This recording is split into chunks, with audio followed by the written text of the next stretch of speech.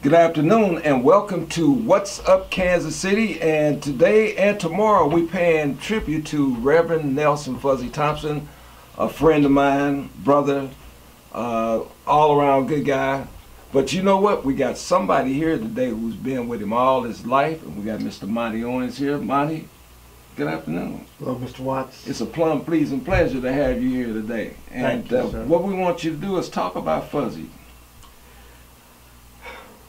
Reverend Nelson Fuzzy Thompson Jr. He was an icon in Kansas City, and we loved him. He was a genuinely good person, warm-hearted. We met years ago, approximately 55 years ago. That's a long time. That was a long time ago. You know. And we still here. Yeah, you're right, we're still here. Thank God. We met on the school ground, and that started a lifelong friendship that resulted in starting a social club called the Holiday Friends, as you well know, Mr. Watts. That's right. Good time. Oh, we had a great time. Yeah. And it started off being a very social group, and it turned into where we had started giving scholarships to kids. So it was a worthwhile little venture that actually led into us supplying kids in our community with scholarships to go to college, and that was really rewarding. And that was a lot to do with the Reverend and what he had in mind for us. And we followed the path, and everything turned out fine. It was good. Where does Herman stay? What's the name of that place he stays out there? Is it Lake what? Lakewood.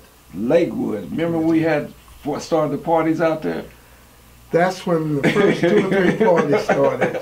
And one fact about if that. If you could find it. Yes, if you could find it. If you could find it. We had, I think it was the second or third party, a snowstorm came in. Yeah. And we were there, and we said, wow, we picked a bad night to have the party. It's nobody going to be there probably but us. And we were up in the big picture window, and we were looking out, and we were fairly disgusted that, it was such a bad night. And all of a sudden, we saw in the headlights nothing but cars coming with their lights on, and we said, my God. And it ended up being as many people at that party, and that should show you how crazy we were at that time. I remember that party, man. Mm-hmm. I remember that party, man. We had a great time, and I was ever so thankful that you guys had come together and put such a social event together like that and no problem. Yeah, and we called it the Party of the Year because it was the party that all of Kansas City looked forward to with great anticipation, and we were just happy that we could provide that party for 32 years. Alex and Alice Ellison, Dr. Herman Watson and Anita, myself, Monty Owens, and my wife Marjorie, and Rodney and Cheryl Thompson. Yeah. So we had our group, and matter of fact, we were sitting around one day. We were young with nothing to do, and I think it was Cheryl Bevel that came up and said, why don't we have a party? Yeah. And everybody said, oh, okay. And that's what started the Holiday Friends. Now you guys were really involved in sports. Now you used to go to these games out of town a little bit, huh? Oh, we had one happy union of folks from Lucius Allen to Warren Jabali Armstrong. Mm-hmm. And we used to all get together, Johnny Battles, J.B. Hill, and all the conglomerate of fellows from the Kansas City area. We used to meet and travel to Vegas, Los Angeles, New York, everywhere to watch the All-Star game together, and we really had a great time. It was kind of our reunion, to each other. So it was very, very good. Well, you know what? I am so glad that you came by today to share a few words about Fuzzy. Any closing remarks you want to make about Fuzzy? He was an icon. He was a good person. We met, like I said, on the school ground, and I'll never forget. He threw me the ball and said, show me what you got. Uh-huh. And I showed him. Mighty Orange, ladies and gentlemen, the icon himself. And we enjoy you coming down to the Lincoln Building, to the historical Lincoln Building with What's Up Kansas City. Thank you. Thank you. We have the pleasure of having Mr. Thabit Marara here today with us, and it's such a pleasure for you to be here, brother. Thank you, Jim. I appreciate you very much, man. Much love goes in my heart to you and your family. Thank you. I know you're a great friend of Fuzzy. All these people come here today, they got some different stories with Fuzzy. But let me give you something, a platform. A culture or a group of people who come together around a common set of values and beliefs. And when we share values and beliefs with others, we form trust. Yes. Yes. Common values and common beliefs. Yes. And then we form trust. Yes. Kick it off. Talk about They call those people believers. You know, and you know, I have to say that Fuzzy was a believer, a true believer. Fuzzy was my friend from Central High School. Mm-hmm. We started out chasing big time. But Fuzzy was kind of sneaky too with his stuff. Oh, yeah. But then we dated Cheryl and Marvis, and we used to travel together to date those girls. Partied hardy, you know. Go to the lake. Go to Wyandotte Lake, and I remember one of those times that we were doing that, and Fuzzy and I had graduated from Central, and a couple of the upcoming graduates were having their prom, and they wanted us to take them. So Fuzzy and I decided we were going to take them. Now that wasn't cleared with Cheryl and Marvis. You know? So what we did, we decided one night after we had traveled and had a good time with our ladies, and by the way, we were in love at that time. Right. You know, it was a time of love and beauty and life. You know, and so we decided we were gonna break the news to them. All of a sudden, when we were getting ready to leave, Fuzzy was standing on the porch with Cheryl over there at Cheryl's house over in Kansas, and we hear this big noise. Paya! Fuzzy had told Cheryl what he was going to do. He tried to slip, and he got down and she smacked him. Boy, but we really had a good time together, and of course we both married those same young ladies that Cheryl and Marvis. But Fuzzy introduced me with the United Methodists. I'm not sure if it was called the Black United Methodists or the United Methodists, but the United Methodists were so instrumental in helping us to learn about our history. And Fuzzy, being Fuzzy, he was so sharp. He had picked it up, and then he and Phil Lawson and some other folks gotten together, and they had a cadre of people, and they would do certain things. And the first time I ever saw a slave ship with the packing, the way that they packed the Africans. That's a good word, pack. Yeah, the Africans who were being brought over and put into slavery. Fuzzy introduced me to that, and it had a lasting effect on me because, and I think probably, and by the way, I am a Orthodox Muslim, and Fuzzy is a Orthodox Christian, and we worked together so well. Fuzzy introduced me to African American history, and then we went from there. Later on, in our experiences, Fuzzy, I was the assistant director at the Northeast C&D Center at 10th and Quindale in Kansas City, Kansas, and Fuzzy was the director of the Martin Luther King Urban Center in Kansas City, Kansas. Mm-hmm. And Fuzzy was able to secure the funds and rented a bus, Greyhound. And we all met, everybody who was on this trip had decided to go on this trip, and also we were working together with the Wichita Nine, who had gone into the Capitol in Topeka and threatened the governor and got arrested. They had some guns too, didn't they? I don't know if they had guns. I'm not gonna say that. Okay. I don't know if they did. Okay. But I know they got arrested and charged and convicted, etc. And so we were working with them to try to get them out of the predicament they were in. But we all joined together and went to Chicago, went to visit the Black Panther Party in Chicago. That's where Fred Hampton, and later on, probably a couple of weeks after we left there, J. Edgar Hoover and the FBI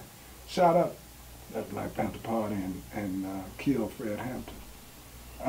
We went to Operation Breadbasket with Reverend Jesse Jackson, and we toured there.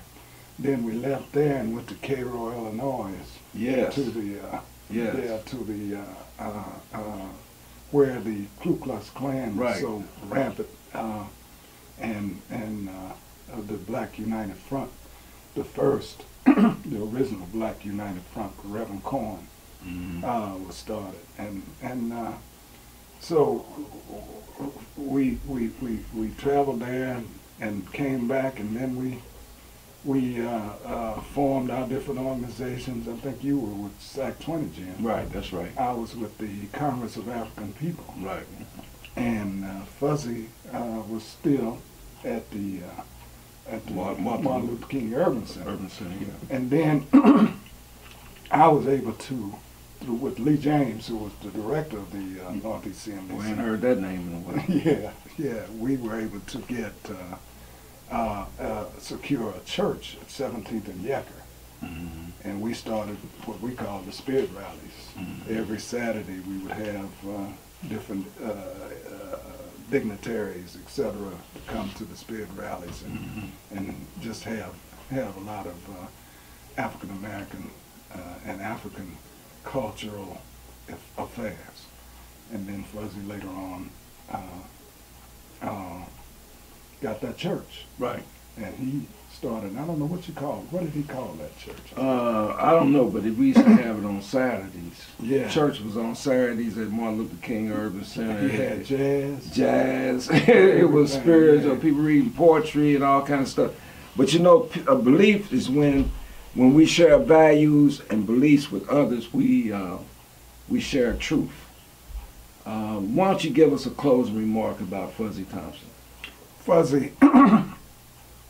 Fuzzy was a great human being. I think right now I would always be able to hear him when I say Bussy, Carl Bussy. Yeah, yeah. You know, because Carl is the loudest of us all. Right. And the first thing he hollers, "Hey, bruh!" Yeah. Yeah. And that originated with Fuzzy. That's right. That's right. You know, Fuzzy was such a personality that we all loved him so much, just based upon his charisma. Right. And as a believer, as someone who is maybe has a different outlet for our belief. Right. We all shared that same effort to try to dignify and raise up our African American existence. You know what? That was beautiful. Mr. Thabit Marara, we appreciate you coming by today. I'll see you again on Saturday at Nelson Fuzzy Thompson celebration at St. James United Methodist Church on 55th and Purcell, 11 o'clock. Yeah, we'll see you there. We'll see you there. Okay, man. Thank you. Today we have a very good friend of a friend, Mr. Don Maxwell, and we're here paying tribute to a good friend of ours and a very formidable character, a very colorful character. Very colorful character. Very colorful character, but Don Maxwell, let's talk about the Reverend Nelson Fuzzy Thompson. It's good to see you here. My pleasure, brother. I appreciate you, man. All right, and glad to have the opportunity to say something about the good Reverend Fuzzy Thompson. I met Fuzzy in, I guess, about 1963. He came to Central High School. I thought he was one of the teachers upon his entry because he had a receding line, a hairline at that point in time, and he looked a lot older than the other students. And I just thought he was one of the teachers. And I was an underclassman, and so forth. Later on, I found out he was a student just like I was. But he had come from Kansas City, Kansas, and he wanted to play basketball. He played a little basketball for Central High School, and we go back that far.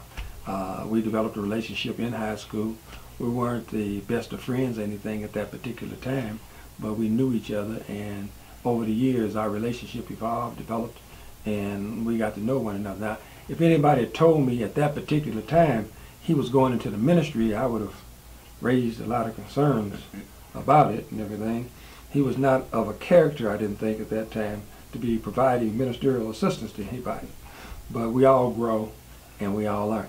But I came to really respect Fuzzy, get to know him, work with him in demonstrations, work with him in civil rights, saw how serious he got about it. Matter of fact, me, you, him, all went to jail together. At Central High School. Right, doing protests. Protests. At Central High School because of the non-compliance of, or not the fact that we did not have black folk participating in the construction of Central High School. That's right. That's right. And I remember Fuzzy getting hit upside the head. I think you got hit upside the head too. Fuzzy stopped the police from really getting me. And it was Fuzzy jumped in front of them and told them, "Don't do that, don't do that." Well, I remember the police officer asked me, said, "Mr. Maxwell, you want to go nice or you want to go nasty?" I said, "Hey, just put the handcuffs on me." I don't need to get in the head. But that was a great demonstration because we were saying, how are you going to build a high school with the traditions that Central High Schools had and the black legacy it's got, and not have any black folk involved in the reconstruction of that high school? That's right. And that was successful. That was a successful demonstration because we got out of jail, and I remember getting a multi-million-dollar contract the next day because of for the cement block manufacturing plant. That's right. That we owned. So, but there's so many things I could talk about Fuzzy on. Another thing that I understand that Monty Owens and maybe Doc Watson, maybe Alex, but especially Monty and Doc Watson. I'm watching them play basketball one day, and Doc Watson hauls off and hit Fuzzy upside the head. And I said, "Oh my God, they're gonna be fighting and everything." Monty's now, they've been doing that since they was teenagers. I mean, before pre-teen, they played basketball hard. And they maintained a relationship from the time they were in grade school till now, and they were so they got so emotional about it. They didn't get nothing about elbowing each other, hitting each other, anything else. But I think that was a test. I enjoy watching it because it was a test to the long-term relationship that they had. And Fuzzy, sometimes he got on my nerves a lot because he's always calling, wanting, let's go do something. Let's do something about serious conditions in Kansas City, especially as it relates to black folk. And in his role as SCLC leader, I think he did a fantastic job of keeping us aware of what we ought to be doing. Now, we did not knock down all of the doors and the impediments that we should have, but we did a lot to change the nature of conditions for black folk in Kansas City. And I think Fuzzy was a major champion in making that happen. I owned a radio station at one time, and Fuzzy used me a lot. He took advantage of our relationship. And he always had some kind of announcement he wanted to make on the radio, some kind of special program he wanted to do on the radio. And since we were good friends, he took advantage of me. He wasn't never talking about paying for that. He wasn't never talking about paying for that. No, bro. Great. And then socially, I enjoyed the fact that he headed a group of friends that held a, let me call it a Christmas party annually. And I thought it was one of the better parties I would go to. I look forward to doing it every year, his friends party, where he'd have over 1,000 folk every Christmas, the Friday after Christmas, every year, and we would enjoy ourselves, just going back, reminiscing, two-stepping together, and just having fun. And Fuzzy chaired that event every year. So socially, politically, let's see, as it relates to civil rights, all those things, got a chance and opportunity to work with him. But one thing that really made me mad at Fuzzy, and I wanted to hit him upside the head. We bought a cow together, beef cow together, half a cow, and Fuzzy, Fuzzy had the contact. And Fuzzy, I kept worrying, man, when our beef gonna be here? Fuzzy, don't worry about it. It's gonna be over. About 3 weeks after it was supposed to be here, finally arrived, and he called me and said, hey man, our beef is here. Come over to my house and get your share.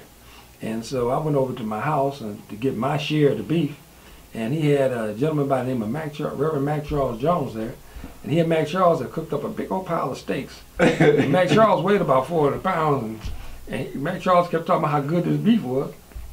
He said, yeah, that's Maxwell's portion of the beef you eating right there. You feeding this guy all my beef and everything. And the count didn't come out right, you know. The count didn't come out. He said, man, I done already froze mine, so we was eating some of yours. Yeah. But through all that, we were friends. I loved him. I'll miss him. And I think not, I'll miss him personally, but I think our city will really miss him because of what he stood for. Right. And he saw injustice and tried to create some justice out of that. And I think that that was important. He was instrumental in helping us climb out of the pot of poverty and move into the mainstream of economic opportunity. Mm-hmm. So for that reason, I will miss him. Now, and so now we need some more young folks to come up and take that role. What do you think about that? Yeah, you know, one of the things, the question is always asked, how do we motivate our young people to assume the role that he played? And not only the role he played, we all are looking at this point in our lives, Jimmy, because you're part of my demographic. We're all looking at how we pass the baton to get young people to come back and assume all the responsibilities that we're doing. I know I'm looking for young people that will take over the economic development that I've been doing for the last 35 years. We need some young would-be developers, contractors, to step into the role and look at our city and look at rebuilding.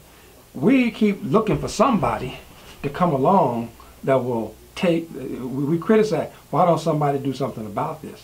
Well, we're the somebody, and we don't do anything about it.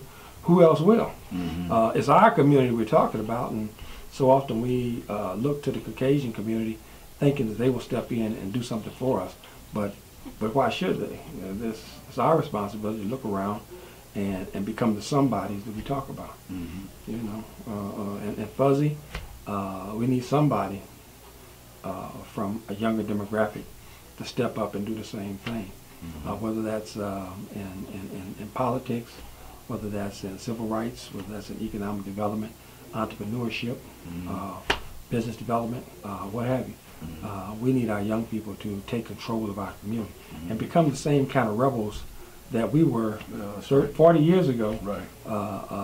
Fuzzy, along with a Bernard Powell and so forth, out there. I remember having to fight with Bernard and Fuzzy. We were all fighting for crumbs to perpetuate our programs. Friends, but scuffling, all looking for economic support to make the various endeavors that we were involved in work. So I don't know who's going to pick up the banner and fulfill the gap that's going to be, the void that's going to be there because of the loss of Fuzzy. But we do need younger, energetic people from our community to do that. Right. Well, listen, Brother Maxwell, it's a pleasure for you to come down to What's Up Kansas City. This is an up and going venture that we are pretty proud of, and ladies and gentlemen, Don Maxwell, Linwood Shopping Center, look for some great things. There are some things that are going to happen on Linwood and Prospect. Mr. Maxwell is committed to doing that, and I'm committed to looking for a store in my neighborhood. All right, well, we've got, I'll say this, it appears at this point we've done everything but do the final signing of the papers to bring a new grocery store to our community and to do a total revitalization of 31st and Prospect. Not just the grocery store, a total revitalization of all the shopping centers at 31st and Prospect. Well, we look forward to it. And ladies and gentlemen, we pay tribute to Reverend Nelson Fuzzy Thompson, and we go a long way back, and thank you very much. CMG wants you to always remember, the victory we call success goes to the best prepared. When you invest in your community, you're really just investing in yourself. Thanks.